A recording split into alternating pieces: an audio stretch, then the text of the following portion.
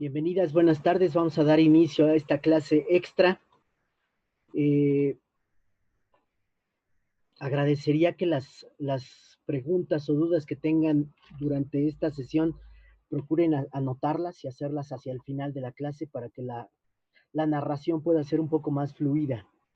Bueno, ya hemos visto cómo en la década de 1990 Rusia atravesó por un periodo de muchas dificultades, mientras la transición hacia la economía de mercado y la pérdida de la condición de Rusia como una potencia con influencia mundial significó no solamente un golpe muy fuerte al orgullo de millones de rusos, sino también muchos rusos, miles, vieron un decremento, una depreciación de su estilo de vida, al tener ahora que buscar empleo en las condiciones de una economía de mercado y al desaparecer cientos de empresas que antes de 1991 dependían del gobierno soviético para su subsistencia. Entonces, en este escenario de sálvese quien pueda, donde además miles de rusos estaban agobiados por las dificultades que representó el incremento o la aparición de una situación de inseguridad dentro del país que era inédita porque hasta eso, durante la época soviética, las tasas de criminalidad eran muy reducidas y de pronto ahora la gente no solo tenía que preguntarse dónde podría encontrar un trabajo o cómo podría hacer para sobrevivir, sino que incluso la gente se vio enfrentada a una situación donde los secuestros, las extorsiones, esto que en México llamamos el derecho de piso, problemas como la trata de blancas se convirtieron en un problema muy fuerte para la sociedad rusa. Entonces, en esta situación, no solamente la población común enfrentó esta disyuntiva de qué hacer, mientras que además veían con irritación cómo su país prácticamente se convertía en el hazmerreír de Estados Unidos y de las potencias occidentales, en un escenario donde Estados Unidos no se avergonzaba, no sentía ningún pudor de admitir que la Guerra Fría había terminado en su favor y que ahora el escenario internacional debía prepararse para atestiguar un periodo de predominio estadounidense prolongado, el llamado nuevo orden mundial. Es en ese escenario de inconformidad, de molestia, de rabia que muchos rusos sienten, cuando esa situación también es experimentada por un grupo de políticos rusos que poco a poco fueron logrando penetrar y participar en el gobierno de Boris Yeltsin. Ya hemos dicho que estos políticos de mediano rango que poco a poco fueron escalando dentro de la administración Yeltsin fueron llamados Dershavniki, y entre ellos destacan especialmente Yevgeny Primakov y Vladimir Putin. Para estos personajes, para los Dershavniki, Rusia debía esforzarse por resolver de la manera más rápida posible todos los problemas que le había generado la transición de la desaparición del socialismo hacia la adopción de una economía de tipo occidental, de libre mercado. Y además decían que era inaceptable que Rusia ahora estuviera convertido en un país de segunda categoría, por lo que proponían tomar el poder de manera gradual y pacífica y llegar a convertirse en los nuevos dirigentes del Estado ruso para devolverle a este país una posición de respetabilidad frente a la comunidad internacional. Ya hemos dicho que de estos Dershavniki destacó en primer lugar Yevgeny Primakov, quien fue ministro de Asuntos Exteriores en el gobierno de Boris Yeltsin, y él gestó lo que se conoce como la doctrina Primakov. Esto es muy importante, esto ya, aunque realmente en el tiempo está muy cercano, pues es historia contemporánea, pero es de gran relevancia porque nos permite entender cuál ha sido la plataforma política que ha adoptado el gobierno de Putin para impulsar la política exterior de Rusia en este siglo XXI. Decía Yevgeny Primakov, para que Rusia vuelva a ser un país respetado en la comunidad internacional, debemos sobre todo concentrar nuestra atención en dos objetivos. Primero, recuperar los vínculos con aquellos países que alguna vez formaron parte de la Unión Soviética, porque representan nuestra zona de interés inmediato. Quizás no en el Báltico, porque en el Báltico los lituanos, letones y estonios aborrecen todo lo que implique volver a tener relaciones cercanas con Rusia, pero sí con Bielorrusia, con Ucrania, con Moldova, con los países del Cáucaso y con las naciones de Asia Central. Debemos concentrar nuestra atención en procurar cultivar la relación diplomática y comercial con esos países, porque ello nos permite reforzar nuestro perímetro de defensa inmediato y además crear una comunidad económica de la cual Rusia sea el motor que impulse la actividad y con ello Rusia pueda despertar también en el plano económico. Segundo objetivo, no podemos tolerar recibir órdenes por parte de Estados Unidos, de la Unión Europea o de los organismos financieros internacionales. Rusia tiene una política exterior que se precia de ser autónoma, que se precia de siempre perseguir la búsqueda de sus intereses nacionales y por lo tanto Rusia debe fortalecer su capacidad de respuesta frente a las potencias que dominan el mundo en la actualidad, especialmente Estados Unidos. No podemos hacerlo solos, tenemos que buscar crear vínculos con aquellos países que compartan una postura similar a la nuestra, aquellos países que estén dispuestos a crear una red de alianzas para impulsar la creación de un orden internacional multipolar que nos permita superar este escenario donde Estados Unidos prácticamente ha impuesto sus condiciones al resto del mundo. Si logramos concretar estos dos objetivos, será un primer gran paso para devolverle a Rusia la condición de país importante, de país potencia, al menos en la zona de Euroasia. Bueno, decíamos que justamente entre los dershavnikis no solamente destaca Yevgeny Primakov, sino también Vladimir Putin. Para los dershavnikis, este sometimiento de Rusia que se experimentó durante la década de 1990 no solamente resultaba molesto, indignante, vergonzoso, sino incluso peligroso para la seguridad nacional del país. Porque cuando los Dershavniki comienzan a tomar posiciones de poder dentro del gobierno de Yeltsin, ya hay negociaciones avanzadas al interior de la OTAN para considerar que esta organización creada al calor de la Guerra Fría ahora incorpore a países de Europa Oriental.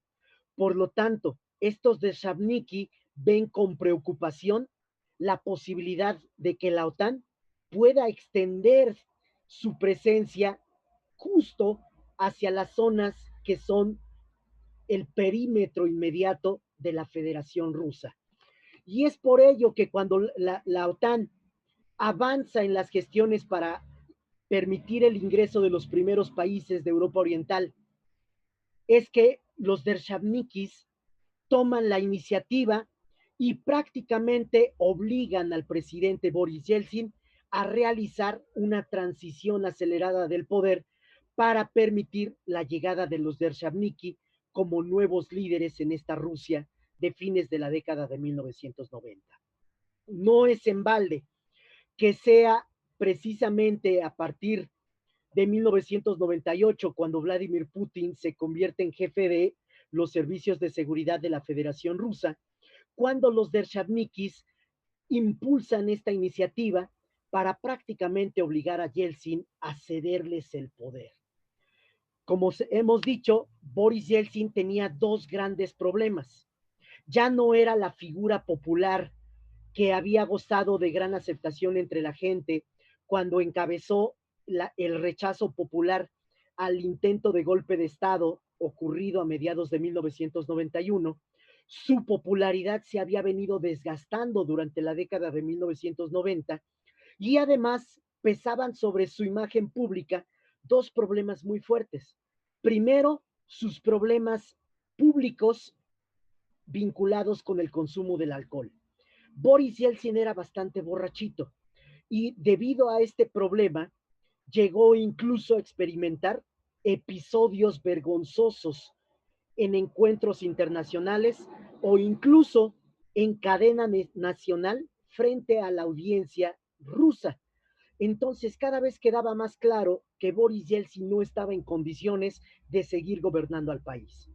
Por otro lado, como hemos dicho, Boris Yeltsin además impulsó la privatización de empresas estatales soviéticas, favoreciendo a varios ex colaboradores y personas cercanas a comienzos de la década de 1990, lo cual representó una mala venta, podríamos decir, una venta malbaratada del patrimonio soviético que favoreció el enriquecimiento de una nueva clase empresarial. Y esto para los rusos era muy molesto, porque mientras ellos, muchos rusos, apenas conseguían sobrevivir, veían como empresarios como Roman Abramovich, por ejemplo, vivían con un nivel de lujo incomparablemente alto en comparación con las condiciones de vida de la población común en Rusia. Entonces, pesaban sobre la figura de Boris Yeltsin acusaciones de corrupción, de malversación de fondos, de nepotismo y todas estas características de una mala gestión gubernamental fueron utilizadas por los Dershavnikis para prácticamente condicionar a Yeltsin a ceder el poder a cambio de garantizarle una impunidad legal. Así fue. En 1999, justo el mismo año, cuando la OTAN da su primer movimiento para incorporar a países de Europa Oriental, hay un cambio en el gobierno ruso. Llega al poder en diciembre de 1999 la figura de Vladimir Putin, quien además había alcanzado una notoriedad, cierta popularidad dentro de Rusia por el apoyo que realizó a las acciones del gobierno ruso para controlar la guerra en Chechenia. Ya hemos dicho que desde 1991 en Chechenia, una parte de la Federación Rusa, había un movimiento separatista que trató de independizar a esa república de la Federación Rusa. Durante la primera mitad de la década de 1990, el gobierno ruso realmente no pudo hacer gran cosa para resolver esa situación, más que procurar encapsular el conflicto para que no se expandiera al resto del Cáucaso. A partir de 1996, poco a poco, con la llegada de los Dershavniki a posiciones de poder en el gobierno de Yeltsin, estos personajes buscaron impulsar una ofensiva militar en la cual el ejército ruso tomara la iniciativa para acabar con el movimiento secesionista checheno y recuperar el control efectivo sobre el territorio de dicha república. Entonces, en ese escenario, Putin tuvo una participación destacada como jefe de los servicios de seguridad rusos y el público en el país comenzó a acostumbrarse a ver a este joven de mirada muy seria, enigmático, del cual no se sabía gran cosa, como uno de los principales responsables por resolver uno de los problemas que había arrastrado Rusia desde la desaparición de la Guerra Fría. Entonces, en 1999 es un año crucial, porque por un lado, la OTAN incorpora a Polonia, Hungría y la República Checa a sus filas, y con ello los Dershavnikis prenden el foco de alarma roja. Para los Dershavniki, ahora quedaba claro que la OTAN estaba dispuesta a incorporar a cuanto país de Europa Oriental solicitara su ingreso a dicha organización, y ello representaba un peligro directo para la seguridad nacional de Rusia. Por eso, en ese mismo año, prácticamente los Dershavniki forzaron la dimisión de Boris Yeltsin hasta lograr que dicho personaje transfiriera el poder a Vladimir Putin. Entonces, esta es una nueva etapa en el desarrollo de Rusia. Una etapa que, como todos sabemos, ha estado dominado por la figura precisamente de Vladimir Putin, quien siendo presidente luego debió transferir el poder a uno de sus colaboradores principales, Dmitry Medvedev, para no ser acusado de convertir a Rusia en una dictadura, pero sabemos que durante la gestión presidencial de Medvedev, quien realmente ejerció el poder como primer ministro fue Vladimir Putin. Y una vez que transcurrió el periodo de gestión de Medvedev, incluso Putin se volvió a postular para ocupar de nueva cuenta la presidencia, que es el cargo que tiene en la actualidad. E incluso, en lugar de que Putin promovió una reforma al periodo de gestión presidencial para que en lugar de que fueran 4 años, como lo había sido en su primer periodo, ahora sea de 6, que es el periodo que actualmente caracteriza a las presidencias de la Federación Rusa. Bueno, en este caso, como hemos dicho, una vez que Putin llega al poder a fines de 1999, se dedica a darle, a procurar materializar los dictados de la doctrina Primakov. Y por ello, una de las primeras tareas que realiza el gobierno de Putin es establecer contactos con los gobiernos de las exrepúblicas soviéticas para tratar de darle vida, una trascendencia real a la llamada Comunidad de Estados Independientes. Ya sabemos que la Comunidad de Estados Independientes fue una especie de es una especie de confederación con la cual Boris Yeltsin trató de sustituir a la Unión Soviética a fines de 1991, con tal de mantener los vínculos entre Rusia y las exrepúblicas de la URSS. Sin embargo, durante la década de 1990, la existencia de la Comunidad de Estados Independientes fue más que nada nominal. No tenía gran impacto en la vida cotidiana.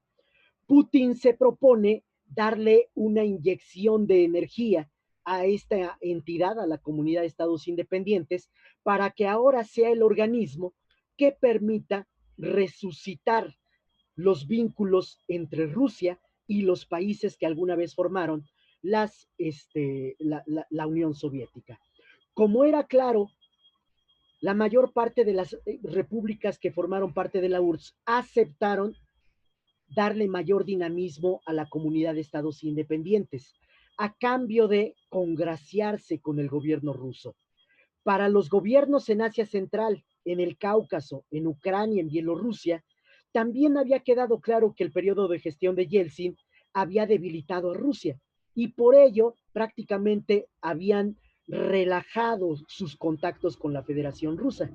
Pero ahora, a partir del año 2000, quedó claro que el nuevo gobierno ruso deseaba darle mayor energía, mayor dinamismo a esta entidad para convertirla en un mecanismo de vinculación efectiva entre Rusia y las exrepúblicas soviéticas, de tal manera que la mayor parte de dichas exrepúblicas aceptaron volver a reactivar sus vínculos con la Federación Rusa. Incluso Georgia, que entre 2000 y 2008 mantuvo una actitud positiva hacia su pertenencia a la comunidad de estados independientes. Esa actitud cambió a partir del 2008, como vamos a ver a continuación. Y también Ucrania, aunque con una postura más ambigua, al principio de la gestión de Putin manifestó una actitud favorable a volver a retomar los vínculos con la Federación Rusa. Entonces, para el gobierno de Putin era crucial que la comunidad de estados independientes por fin se convirtiera en un organismo vivo, dinámico, que fuera el eje para que Rusia pudiera coordinar sus distintas acciones de cooperación con los países de su entorno. Obviamente los únicos que se resistieron y que expresaron abiertamente su oposición a vincularse con la CEI fueron los llamados estados bálticos, por obvias razones, Ya sabemos que los estados bálticos fueron incorporados por la fuerza a la Unión Soviética y nunca estuvieron satisfechos con formar parte de la Unión Soviética. Por lo tanto, cuando la URSS se desintegró, lituanos, letones y estones prácticamente dijeron hasta nunca a cualquier posibilidad de volver a cooperar con Rusia en el futuro. Y es por ello que podemos entender cómo la siguiente expansión de la OTAN se produce 5 años después, en 2004, y aquí están representados los tres países bálticos. Lituania, Letonia y Estonia son tres países que se incorporan a la OTAN en 2004, junto con Bulgaria, Rumania, Eslovenia y Eslovaquia. Entonces, para el gobierno de Putin, el nivel de alarma crece porque percibe como Estados Unidos, en su afán de mantener la hegemonía mundial y tratar de evitar un resurgimiento de Rusia, en Moscú se piensa que Estados Unidos es quien realmente está impulsando esta expansión de la OTAN en un afán de cercar a Rusia. Y por ello podemos entender cómo si fuera una movida de ajedrez, si fuera una partida de ajedrez, mientras la OTAN está incorporando países de Europa Oriental, Rusia intenta responder procurando atraer de nueva cuenta a aquellos países que en su momento formaron parte de la Unión Soviética.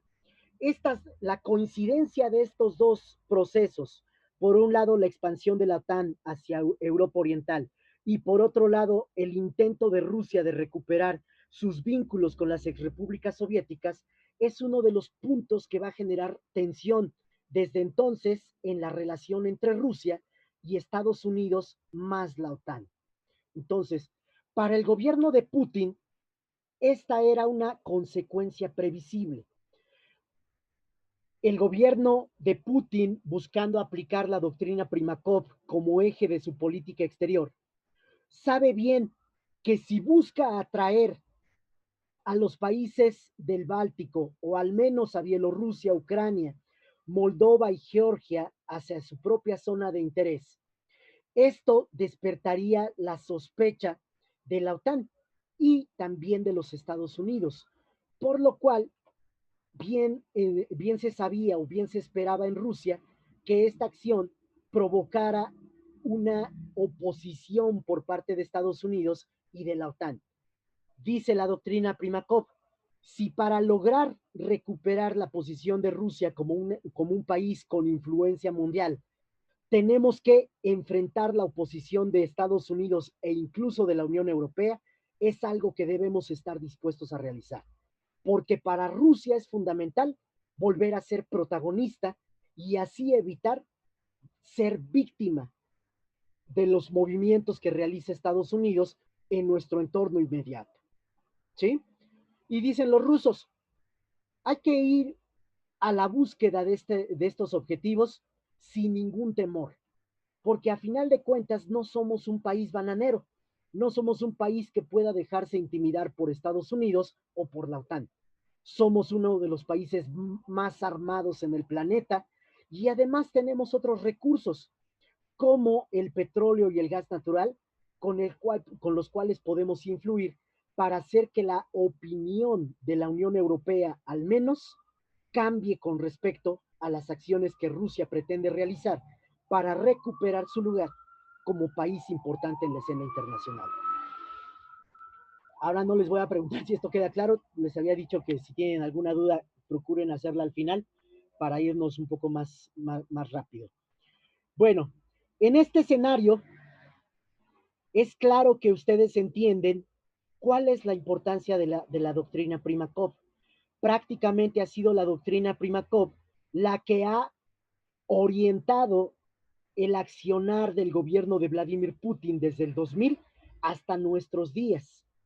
Y queda claro que para los rusos no es una estrategia que pueda ser negociada. Para los rusos hay que aplicar la doctrina Primakov como elemento indispensable para impulsar la recuperación del país.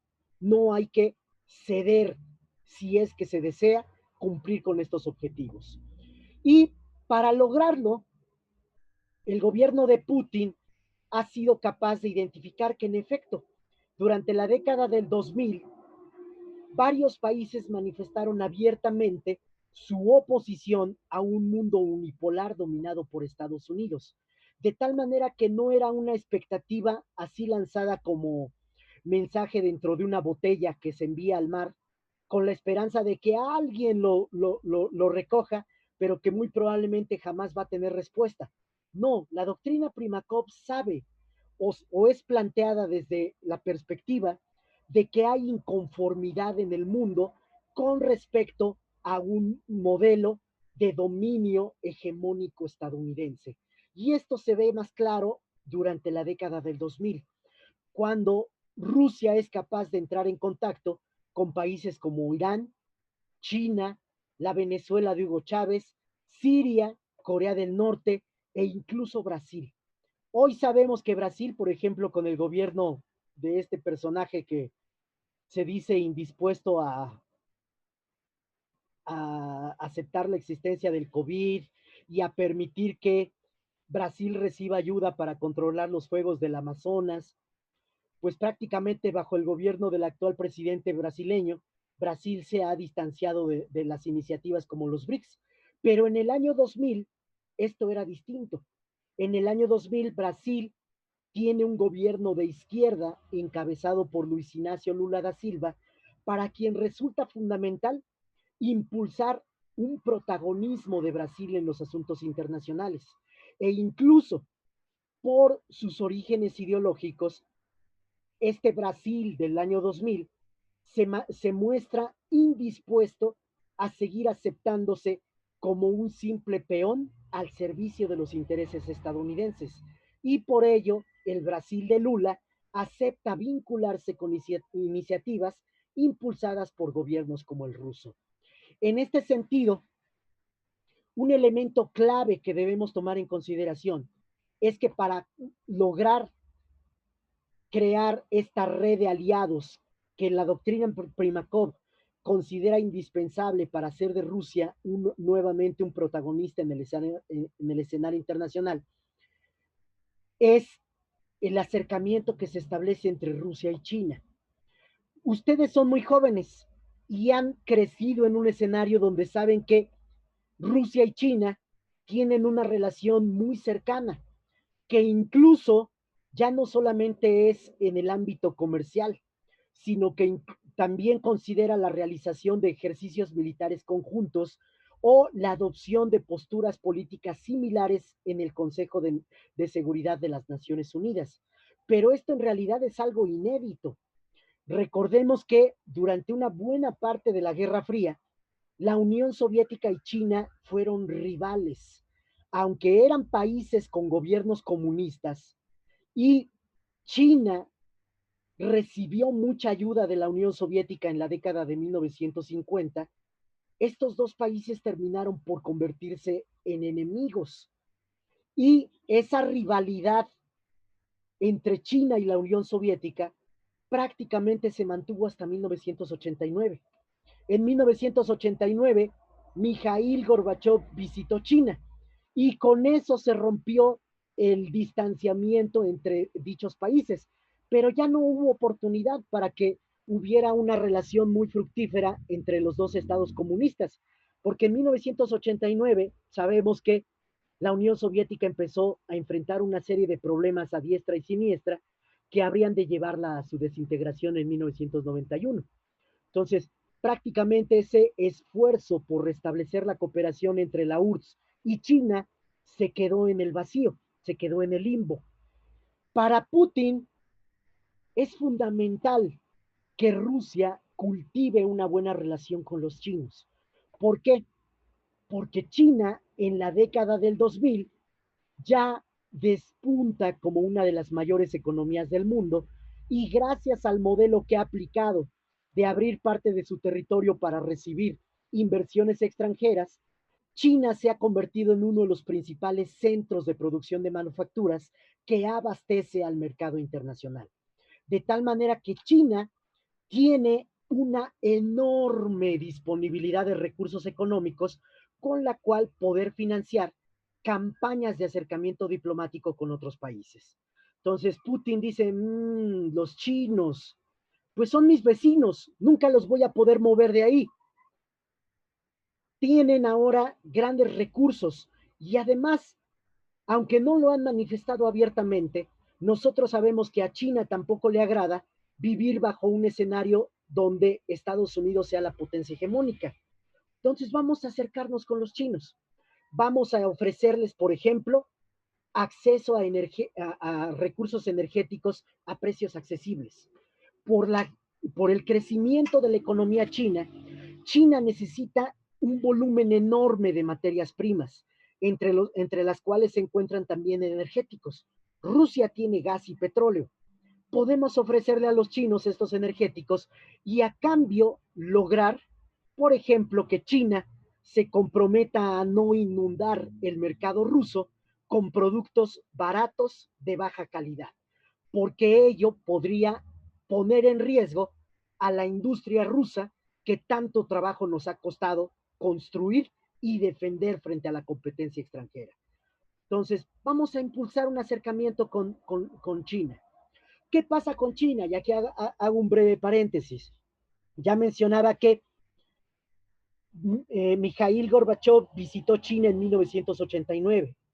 Justo en ese año, tras anunciarse la visita de Gorbachev a China, se organizó un movimiento estudiantil en China que buscaba exigir la democratización del sistema político. A ese movimiento estudiantil se le conoce como el movimiento de la Plaza de Tiananmen. Y aunque obtuvo muchos reflectores fuera de China, mucha atención de la prensa internacional, en realidad fue un movimiento minúsculo, porque sus participantes eran tan solo una fracción muy pequeña de la población total de China. Para la población total de China, el gobierno comunista es considerado como el representante de una buena gestión del país. Y por lo tanto, la mayor parte de la población en China acepta sin miramientos la gestión del Partido Comunista. Sin embargo, a pesar de todo el control que en China existía sobre la difusión de los medios de comunicación, estos estudiantes que participaron en el movimiento estudiantil de la Plaza de Tiananmen se enteraron que en países como Alemania Oriental, Polonia, Rumania, desde 1988 venían realizándose manifestaciones populares para exigir cambios y democratizar los sistemas políticos que imperaban en aquellos países de Europa Oriental.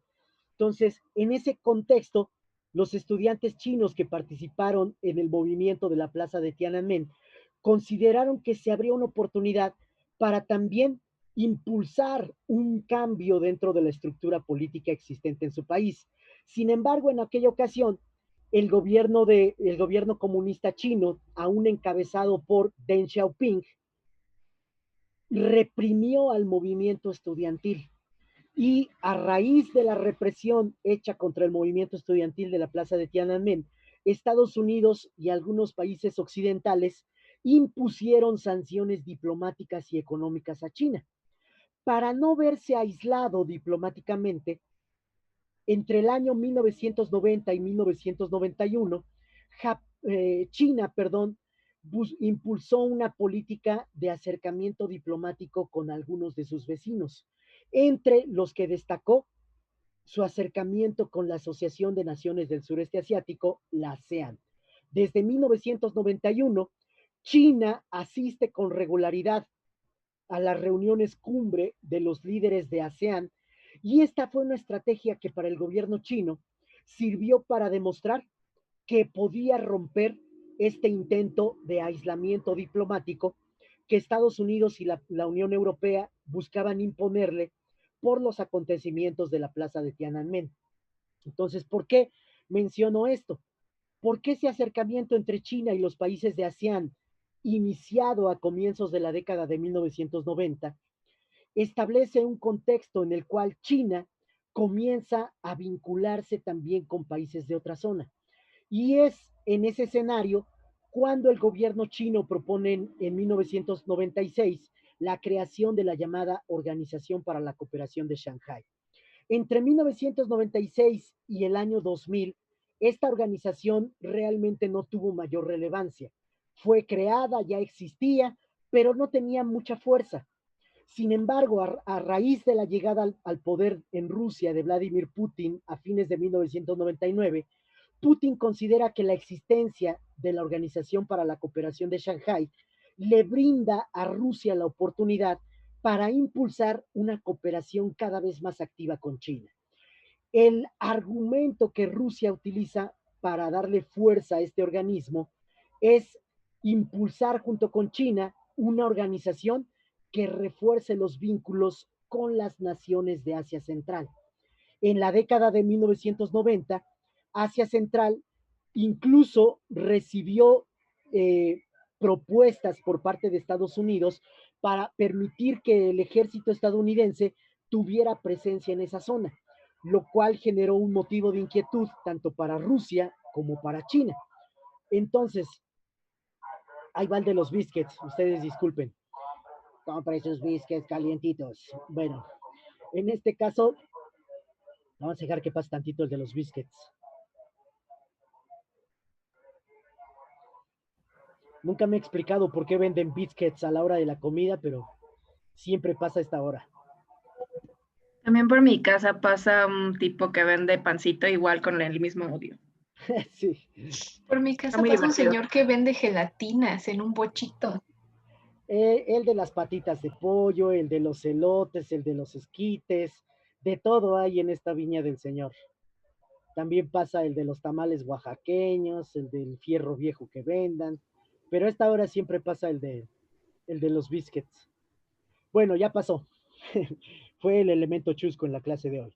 Decíamos, para Rusia y para China, el acercamiento que Estados Unidos había impulsado con gobiernos de Asia Central en la década de 1990 resultaba inquietante, porque para los gobiernos de estos dos países, Asia Central es una zona de gran interés estratégico. Y por lo tanto, una vez que Putin se convirtió en presidente de Rusia, Putin trató de utilizar la existencia de la Organización para la Cooperación de Shanghái como un medio no solamente para reforzar la cooperación entre China y Rusia, sino también para formar un frente común y atraer de nueva cuenta a los países de Asia Central, evitando que Estados Unidos pudiera tener injerencia en esa zona. Recordemos que Asia Central está muy cercana al Medio Oriente y Medio Oriente es una zona donde hay una presencia estadounidense muy, muy importante. Por lo tanto, para rusos y chinos que no pueden evitar que Estados Unidos esté presente en Medio Oriente, al menos sí podían tratar de impedir que ahora Estados Unidos también estuviera presente en Asia Central. Y es la Organización para la Cooperación de Shanghái el medio intergubernamental a través del cual se han diseñado y concretado diferentes iniciativas de cooperación entre el gobierno ruso y chino. De este lado del mundo, en el hemisferio occidental, usualmente no se le presta mucha atención a esa organización, pero es clave para entender cómo es que un acercamiento entre dos países que todavía en 1999 desconfiaban entre sí, poco a poco se ha convertido no solamente en una asociación estratégica, como ellos lo llaman, sino incluso algunos lo ven como un primer impulso hacia la construcción de un mundo multipolar encabezado por las iniciativas de China y de Rusia en segunda instancia. Entonces, a partir de la cooperación que se da en el seno de la OCS, chinos y rusos fueron cultivando algo que los pueblos asiáticos estiman mucho, que es el valor de la confianza mutua. En Occidente, por ejemplo, estamos acostumbrados que las reuniones cumbres sean de horas, a lo mucho de un día o de un par de días. En Asia se toman su tiempo. Gracias al modelo creado por las reuniones entre ASEAN y China, Japón y Corea del Sur, en Asia es muy común, por ejemplo, que los líderes incluso se den tiempo para realizar actividades sociales o para tener ciertos espacios de recreación. Y dicen, nosotros no nos apura esto de que time is money y de que los acuerdos deben ser realizados de manera rápida. Nosotros primero tenemos que conocernos entre nosotros, ir desarrollando una confianza que nos permita avanzar en la construcción de acuerdos de cooperación. Esa actitud muy asiática es una actitud que los chinos han manifestado en sus contactos con Rusia. Y gracias a que los chinos han sabido cultivar la buena confianza del gobierno ruso, poco a poco se han ido ganando su atención. Entonces, no hay que despreciar ese tipo de actitudes o de actividades que muchas veces en Occidente se consideran periféricas a las reuniones entre líderes, pero que para los pueblos asiáticos son cruciales a fin de impulsar el hecho de que yo, como líder de China, pueda confiar en quien me está dando la mano, el presidente de la Federación Rusa. Entonces, en ese contexto, la colaboración entre Rusia y China, pues incluso le permitió a estos dos países trascender su zona de interés inmediata e impulsar iniciativas como la de los llamados BRICS. Hoy los BRICS están de capa caída por las fricciones que existen entre entre India y China, y porque Brasil prácticamente se ha desvinculado de esa iniciativa, pero no ha desaparecido del todo. Y rusos y chinos la mantienen como una estructura a la espera de que haya un cambio político en Brasil que vuelva a permitir que Brasil manifieste disposición a incorporarse a este tipo de iniciativas. Pero en sí, los BRICS no suenan nada mal. Los BRICS es una iniciativa de integración o al menos de cooperación intergubernamental transcontinental. Y con la existencia de este bloque, Rusia y China manifiestan que no solamente quieren un orden multipolar desde el punto de vista geopolítico, sino también geoeconómico. ¿Se acuerdan de este discurso de Putin en el que mencionaba que él decía, en el mundo actual hay países cuyo Producto Interno Bruto incluso suma ya más del Producto Interno Bruto de Estados Unidos, como India y China? Entonces, en el mundo se están produciendo cambios que van a transformar el escenario internacional al crear nuevos polos de poder. Los BRICS parten de esta visión. Es una manera de que el gobierno ruso le dice a los chinos, mira, tú tienes muchísimo dinero, puedes promover la realización de cumbres entre líderes de diferentes continentes, que de entrada es una iniciativa que cuesta mucho dinero, y con ello vamos a vincularnos no solamente como países que encabecen una iniciativa para construir un orden multipolar, sino incluso eso puede generar un nuevo tipo de mercado en el mundo, donde ya no las principales decisiones en lo que respecta a precios no sean tomadas por Occidente, sino que incluso puedan ser influenciadas por estos 5 países que por el tamaño de sus respectivas economías también deberían tener voz y voto en la conformación del sistema económico internacional. Entonces, creo que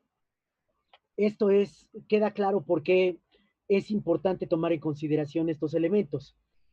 Rusia y China le apuestan a crear una asociación cuyos recursos puedan ser utilizados no solamente para moldear el escenario inmediato que interesa a ambas potencias, sino incluso para lograr atraer a otros países y con ello utilizar la fuerza económica de estas naciones como el BRICS, como Irán, para crear un orden económico multipolar que sea la base para que después pueda surgir un orden geopolítico multipolar. No es que quieran desafiar a Estados Unidos y eliminar el orden unipolar de la noche a la mañana. No, se trata de una estrategia que se basa en la paciencia y en la capacidad de atraer a cuantos países sea posible con tal de crear un orden internacional económico y político distinto al que surgió tras el fin de la Guerra Fría. Bueno, ya vamos cerrando. Bueno, esto ya lo hemos señalado, que la expansión de la OTAN hacia Europa Oriental constituye uno de los motivos de preocupación principales que caracterizan al gobierno de Vladimir Putin y uno de los motivos por los cuales la relación entre Rusia y los países occidentales ha sufrido un deterioro en los últimos años. Bueno, nada más habría que decir, en este contexto, además, para Rusia, la OTAN ha dado muestras de que es una organización hostil a los intereses de Rusia, especialmente en Europa Oriental y en la región de los Balcanes. Y dice el gobierno ruso, no olvidemos que también en 1999, justo cuando se dio la primera expansión de la OTAN hacia Europa Oriental, aviones de la OTAN atacaron a uno de los principales socios históricos de Rusia en los Balcanes. Nos referimos al gobierno yugoslavo, que en aquel entonces estaba controlado por los serbios. Y aunque la OTAN justificó la intervención de sus fuerzas contra Yugoslavia como un acto humanitario para proteger primero a los bosnios y luego a la población de Kosovo frente a las violaciones a los derechos humanos que estaba realizando el gobierno yugoslavo en su contra, pues no deja de ser un acto donde la OTAN interviene en los asuntos internos de un país extranjero y un país que para los rusos guarda una atención principal, lo que es en particular Serbia. Recordemos que históricamente entre Serbia y Rusia ha existido una afinidad porque los rusos se asumen o se han asumido en el pasado como un país interesado en proteger a los países eslavos que habitan en la región de los Balcanes. Y para mayor convencimiento de que la OTAN es un elemento que no es favorable a los intereses de Rusia, dicen los rusos. Además, recordemos que la OTAN también no solamente ha atacado al gobierno yugoslavo, sino que incluso atacó en 1999 la embajada china en Yugoslavia. Y aunque la OTAN lo justificó diciendo que se trató de un error y emitió disculpas por el ataque a la embajada china en Belgrado, lo cierto es que es una afectación a los intereses de una potencia y por lo tanto ello nos permite demostrar que la OTAN, cuando se lo propone, incluso puede ser un actor beligerante en contra de los intereses de los aliados de Rusia. Por lo tanto, Rusia no confía en que la OTAN ahora esté cada vez más cerca de su propio territorio. Bueno, vamos a llegar hasta aquí. En este caso, todo este escenario además coincide con el comienzo de la guerra global contra el terrorismo, lo cual pues ha generado también, como ya veíamos en el video de Putin, que Putin además señale que Estados Unidos ejerce el poder unilateral violando el derecho internacional y sin tomar en consideración los intereses de otros países.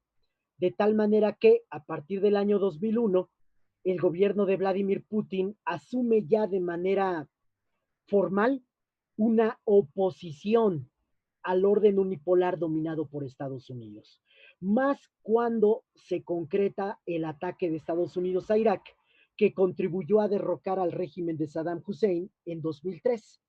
Porque, como vimos en el video, para Vladimir Putin, ese tipo de actos, como la intervención estadounidense en contra de Irak, pone de manifiesto que Estados Unidos no respeta el derecho internacional y por lo tanto motiva a que otros países como Irán o Corea del Norte busquen reforzar sus propios medios de defensa a fin de ser capaces de enfrentar una probable intervención estadounidense.